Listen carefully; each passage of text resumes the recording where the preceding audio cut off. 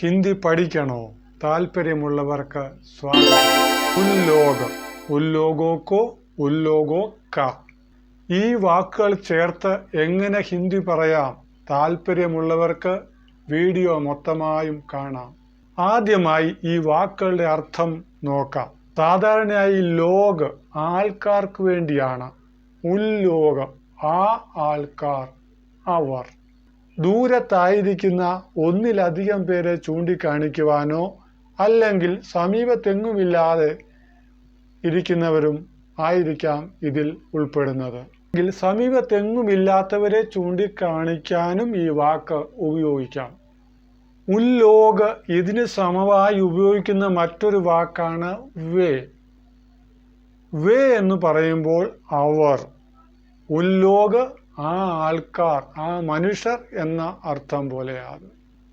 പരിചയമുള്ളവരോ അല്ലെ ഹൃദയ അടുപ്പമുള്ളവരോ ഒക്കെ ആണെങ്കിൽ അവരെ കാണിക്കുവാനായിട്ട് വേ ആണ് സാധാരണയായി പറയാറുള്ളത്.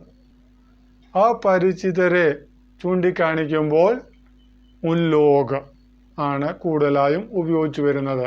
അപ്പോൾ വേ എന്ന വാക്ക് കൂടുതൽ ഫ്രണ്ട്ലി ആണ്. ഉദാഹരണത്തിനായി നിങ്ങൾ ആരുടെയെങ്കിലും നേർക്ക് നിന്നുകൊണ്ട് സംസാരിക്കുകയാണ്. അപ്പോൾ അവരുടെ പിന്നിലൂടെ ആരെങ്കിലും വരുമ്പോൾ അവർ പരിചയമുള്ളവരാണെങ്കിൽ എങ്ങനെ പറയും?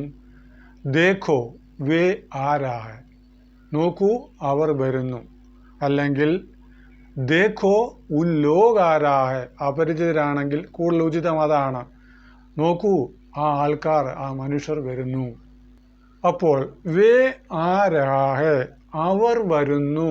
ഉൻ ലോഗ് ആരാ ഹൈ, മനുഷ്യർ വരുന്നു, അവർ വരുന്നു എന്ന് തന്നെയാണ്. അടുത്തതായി ഉൻകോ നോക്കാം. ഉൻകോയും ഉല്ലോഗോ കോയുമാണ്. മുൻപ് പറഞ്ഞ അതേ വ്യത്യാസമാണ്. ഈ വാക്കുകൾക്ക് തമ്മിലും പരിചയമുള്ളവരൊക്കെ ആണെങ്കിൽ അവർക്ക് എന്തെങ്കിലും കൊടുക്കാൻ വേണ്ടി പറയുമ്പോൾ വേയും ഉല്ലോഗ് ഈ വാക്കുകൾ തമ്മിലുള്ള ചെറിയ വ്യത്യാസം പോലെയാണ് ഉൻകോയും ഉല്ലോഗോ കോയും തമ്മിലുള്ള വ്യത്യാസവും. ഉൻകോ അവർക്ക്, ഉല്ലോഗോക്കോ ആൾക്കാർക്ക്. അവർക്ക് എന്തെങ്കിലും കൊടുക്കൂ, കൊടുക്കാൻ വേണ്ടി പറയുമ്പോഴാണ് കോ ചേർത്ത് പറയുന്നത്. ഇവിടെ നമുക്കൊരു കാര്യം ഓർത്തിരിക്കേണ്ടത് എന്തെന്നാൽ ഉൻകോ എന്ന വാക്ക് ചിലപ്പോൾ ചില സ്ഥലങ്ങളിൽ ചിലർ ഒരാൾക്ക് വേണ്ടിയും ഉപയോഗിക്കാറുണ്ട്. ഉൻകോ ദോ, അയാൾക്ക് കൊടുക്കൂ, അല്പം ബഹുമാനത്തോടു കൂടി. ഒരാളെ ഉള്ളൂ എങ്കിലും പറയും. എന്നാൽ ഉല്ലോഗോക്കോ ഒരാൾക്ക് വേണ്ടിയല്ല, ഒന്നിൽ കൂടുതൽ പേർക്ക് വേണ്ടിയാണ് എപ്പോഴും ഉപയോഗിച്ചു വരുന്നത്. ഉൻകോ ദോ ഒരാളാണെങ്കിലും ഒന്നിൽ കൂടുതലാണെങ്കിലും, ഉല്ലോഗോക്കോ ദോ ഒന്നിൽ കൂടുതൽ പേർക്ക് വേണ്ടി തന്നെയാ. ദോ മാറ്റി ദീജിയെ പറഞ്ഞാൽ കൊടുത്താലും എന്നായിത്തീരുന്നു. ഉൻകോ ദീജിയെ അവർക്ക് കൊടുത്താലും. പുസ്തകം അവർക്ക് കൊടുക്കൂ.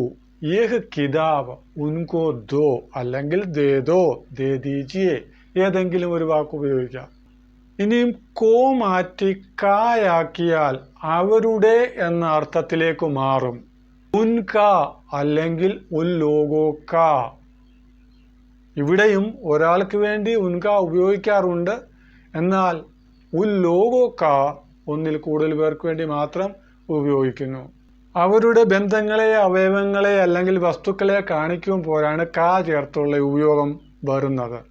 ഉൻക കിതാബ് അവരുടെ പുസ്തകം, ഉല്ലോഗോ ക കിതാബ് ആൾക്കാരുടെ പുസ്തകം. ഈ പുസ്തകം എൻ്റെ അല്ല, അവരുടേതാണെന്ന് പറയാൻ യേഹ് കിതാബ് മേരാ നഹീ ഹൈ, ഉല്ലോഗോ കാ ഹേ അല്ലെങ്കിൽ ഉൻകാ ഹേ. എൻ്റെ പക്കൽ അവരുടെ പുസ്തകമുണ്ടെന്ന് പറയുമ്പോൾ മേരാ പാസ് ഉൻകാ കിതാബ് ഹേ എന്ന. അപ്പോൾ വേ, ഉൻകോ, ഉൻക അല്ലെങ്കിൽ ഉല്ലോഗ്, ഉല്ലോഗോ ക, ഉല്ലോഗോ കോ ഈ വാക്കുകൾ ചേർത്ത് നമുക്ക് ഹിന്ദി സംസാരിക്കാവുന്നതാണ്.